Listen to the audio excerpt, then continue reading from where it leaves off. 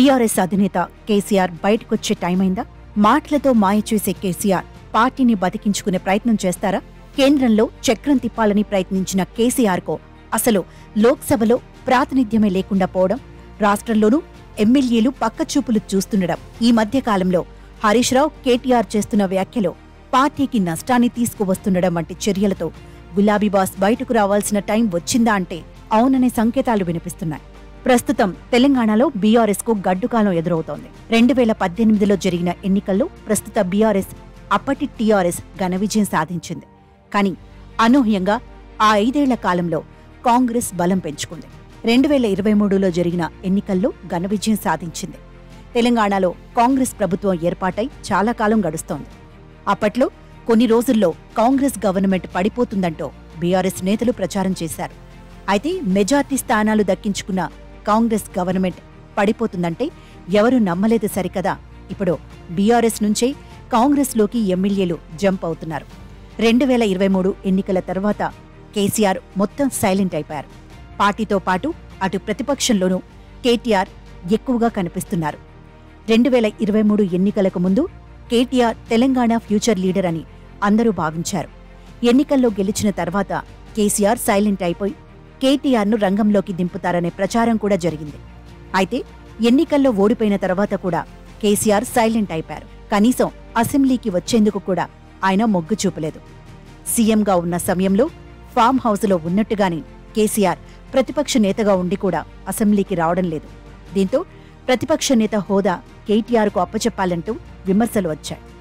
Assembly సమావేశాల్లో హరీష్ రావు, కేటీఆర్ ప్రసంగించిన కేసీఆర్ హాజరైతే సమావేశాలు మరింత రసవత్తరంగా సాగుతాయని అందరూ భావించారు. కానీ కేసీఆర్ మాత్రం ఒక్కరోజై అసెంబ్లీకి హాజరవ్వగా బీఆర్ఎస్ తరపున కేటీఆర్, హరీష్ రావు మాట్లాడారు. ఎప్పుడూ లేనంతగా తెలంగాణ అసెంబ్లీ సమావేశాలు అర్ధరాత్రి వరకు కొనసాగాయి. ఇక బీఆర్ఎస్ పార్టీని కేటీఆర్, హరీష్ రావు ముందుండి నడిపిస్తారనే టాక్ వినిపించింది.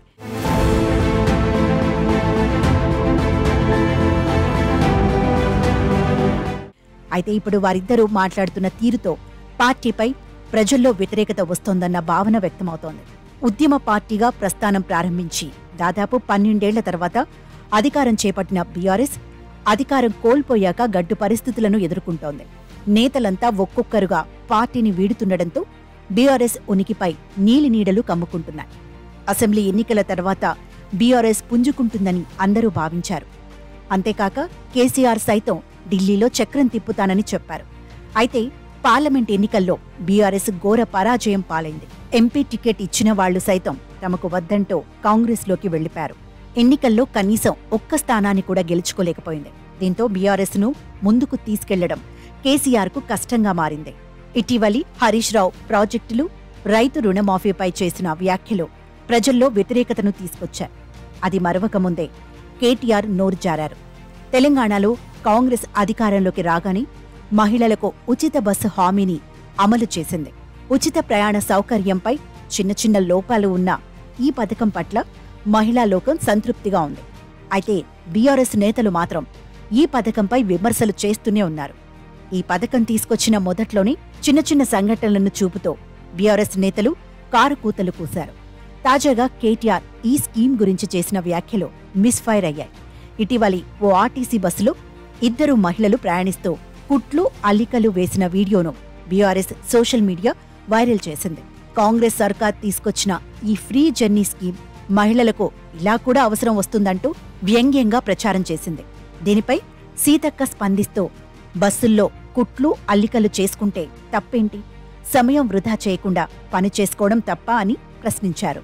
సరే, ఖాళీ కూర్చున్నా ఎందుకు ఈ టైం అంతా వేస్ట్ చేయాలని చేసుకున్నారేమో. అదేమన్నా తప్ప? అల్లం వెల్లిపాయ తీస్తే తప్ప?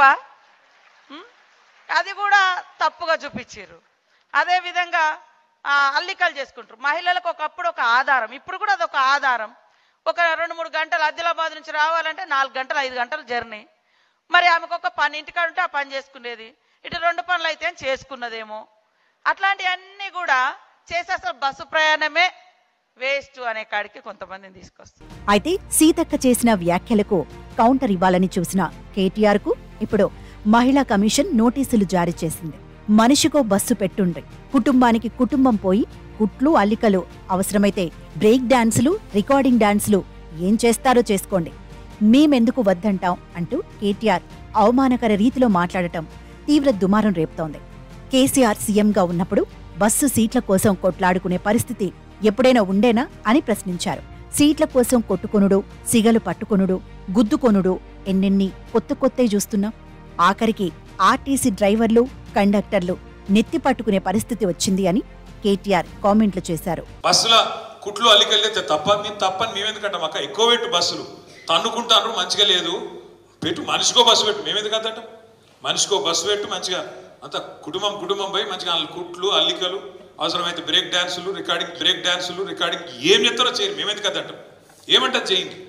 కానీ ఇట్లా ఈ రకంగా బస్సులలో కొట్టుకునే పరిస్థితి ఎప్పుడైనా ఉన్నారా కేసీఆర్ ఉన్నప్పుడు?